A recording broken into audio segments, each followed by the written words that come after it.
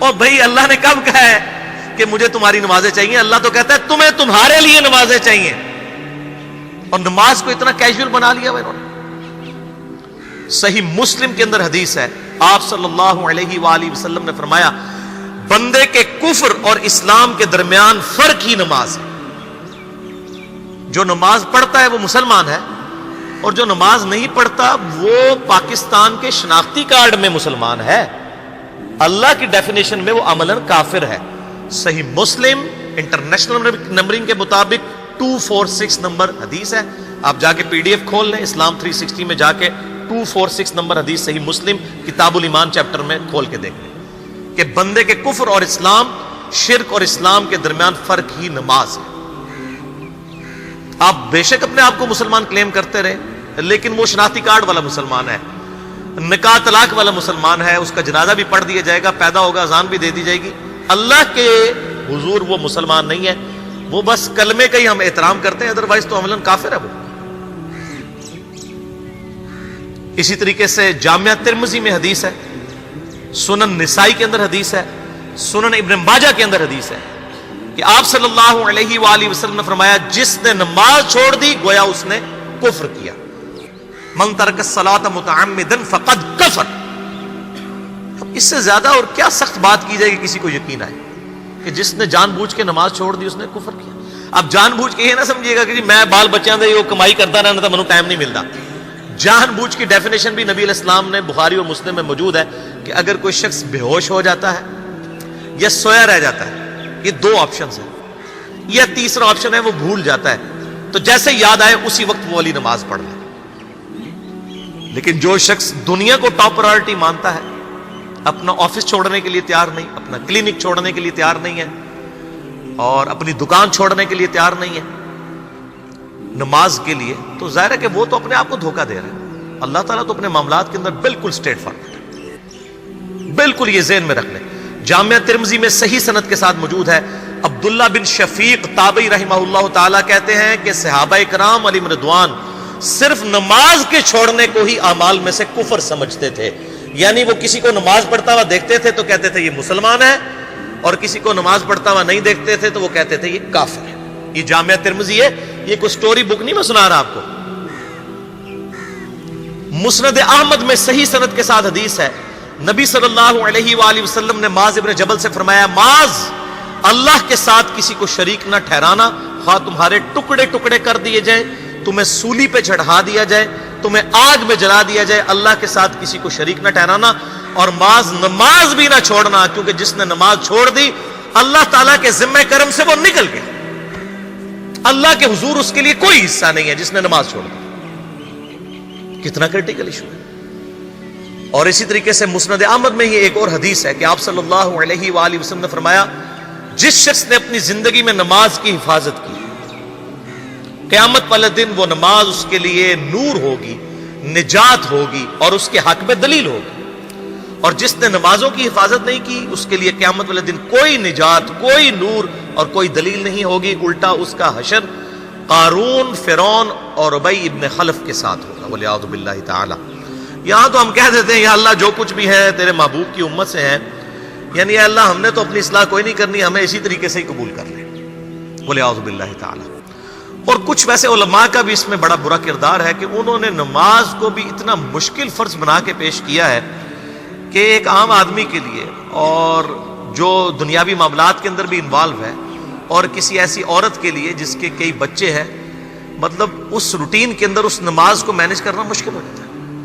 ہمیں تو عشاء کی صرف 17 رکعتیں بتا دی گئی ہیں، حالانکہ 24 گھنٹے کے اندر ٹوٹل نماز کی رکعتیں 17 ہیں جن کی اکاؤنٹیبلٹی ہے۔ اور میں یہ بڑے یعنی وثوق کے ساتھ ایک ذمہ دار مبلغ کی حیثیت سے یہ بات کر رہا ہوں۔ آپ صحیح بخاری اور صحیح مسلم کھول کے دیکھ لیں، فرض نمازوں کی تعداد جو ہے وہ 5 آئی ہے، اور ان کی رکعتوں کی تعداد بھی بیان ہو گئی ہے۔ فجر کے 2 فرض، ظہر کے 4 فرض، عصر کے 4، مغرب کے 3 اور عشاء کے 4، اور سفر میں سارے 2 فرض ہیں، مغرب کے 3، یہ ٹوٹل 17 رکھتے ہیں جن کی اکاؤنٹیبلٹی۔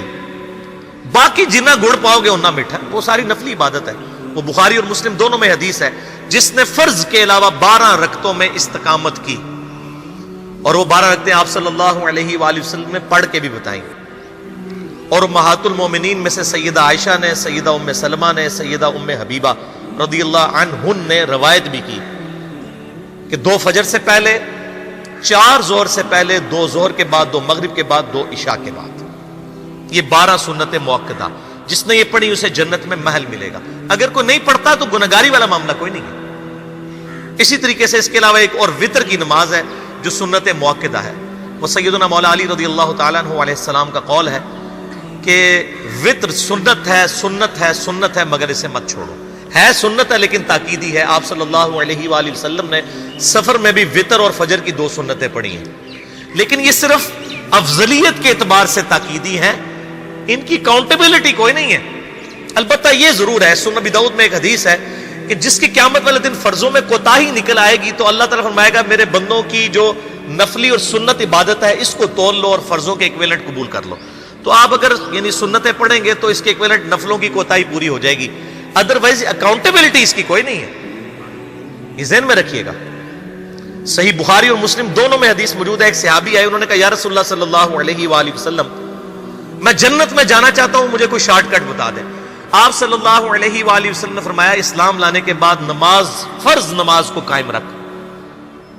پھر فرمایا فرض زکوٰۃ ادا کر، فرض روزے دے، روزے جو ہیں وہ ان کو ادا کر اور روزے رکھ. حج اس وقت فرض نہیں ہوا تھا، وہ زندگی میں ایک بار ہے.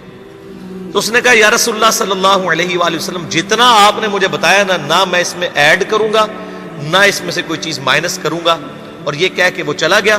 آپ صلی اللہ علیہ وآلہ وسلم نے فرمایا اگر کسی نے کسی جنتی شخص کو دیکھنا ہے تو اس کو دیکھ لو جو یہ کہہ کے گیا کہ میں فرض نماز سے زیادہ کوئی نماز نہیں پڑھوں گا، صرف فرض روزہ ہی رکھوں گا، فرض زکوٰۃ ہی دوں گا. اب روزہ اور زکوٰۃ میں تو ہمارے علماء کو اور عام پبلک کو بھی جو دیندار لوگ ہیں ان کو ہضم ہوتی ہے کہ کوئی شخص یہ نہیں کہتا کہ بھئی پیر اور جمعرات کا روزہ. صحیح مسلم میں حدیث ہے کہ آپ صلی اللہ علیہ وآلہ وسلم کے نفلی روزوں کی یہ روٹین تھی. کوئی آپ کو یہ نہیں کہے گا کہ جس نے جمعرات اور پیر کا روزہ نہ رکھا اس کے رمضان کے روزے ہی قبول نہیں ہوں گے. کوئی کہتا ہے؟ کیونکہ ان کو پتہ وہ نفلی ہے. اسی طریقے سے زکوٰۃ تو صرف 2.5% ہے نا، باقی تو نفلی صدقات ہیں جتنے مرضی دیں. کوئی شخص نہیں کہتا کہ نفلی صدقہ نہ دیا تو آپ کی زکوٰۃ بھی قبول نہیں ہوگی. الٹا یہ کہتے ہیں وہ بس جی زکوٰۃ دے لو تو باقی سارا مال پاک ہے. لیکن جب فرض نماز کی باری آتی ہے تو اس وقت وہ 12 رکھتے ہیں بھی سنت موقدہ بیچ میں گھسیٹ دیتے ہیں. وہ بھی صرف فضیلت ہے. ٹوٹل 17 رکھتے ہیں، 2 فجر کی، 4 ظہر، 4 عصر، 3 مغرب، 4 عشاء. یہ میں کو اپنے لیے گراؤنڈ نہیں بنا رہا، میں تو الحمدللہ اس کے علاوہ بھی نفلی عبادت کرتا ہوں.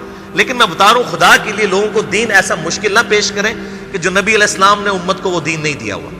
اپنی مرضی سے انجیکٹ نہ کریں دین، لوگوں کے لیے مشکلات نہ کھڑی کریں. ان کو فرض نماز تک رکھیں. پھر انشاءاللہ کئی لوگوں کو میں نے اس نے نماز شروع کروائی، انہوں نے سنت نماز بھی، نوافل بھی شروع کر دی ہیں. لیکن آپ کم از کم وہ ڈیٹم لیول تو اچیو کروائیں لوگوں کا. لیکن فرض نماز کی باری آتی ہے کہتے ہیں جی سنتے بھی حصہ ہے. کہاں سے میرے بھائیوں حصہ ہے؟ وہ 17 رکھتے ہیں، سنتیں پڑھیں گے ثواب ہے، نہیں پڑھتے گناہ کوئی نہیں. تو کم از کم فرض تو ادا کریں. اس کے لیے آپ کو ٹوٹل 24 گھنٹے میں میرے خیال ہے 40 منٹ بھی نہیں چاہیے فرض پڑھنے کے. تو اس کے اوپر تو استقامت کم از کم ہم اختیار کریں. اور چھوٹی چھوٹی جو نٹی گٹیز ہیں ان کو تو ہم نے اتنا فالو کیا ہوا ہے، اور فرض نماز کے بارے میں ہم اتنے کیجول ہو جاتے ہیں. تو یہ فرض نماز کی امپورٹنس اس حوالے سے ضروری تھی، اس لیے میں نے ساتھ ہی بیان کر دی.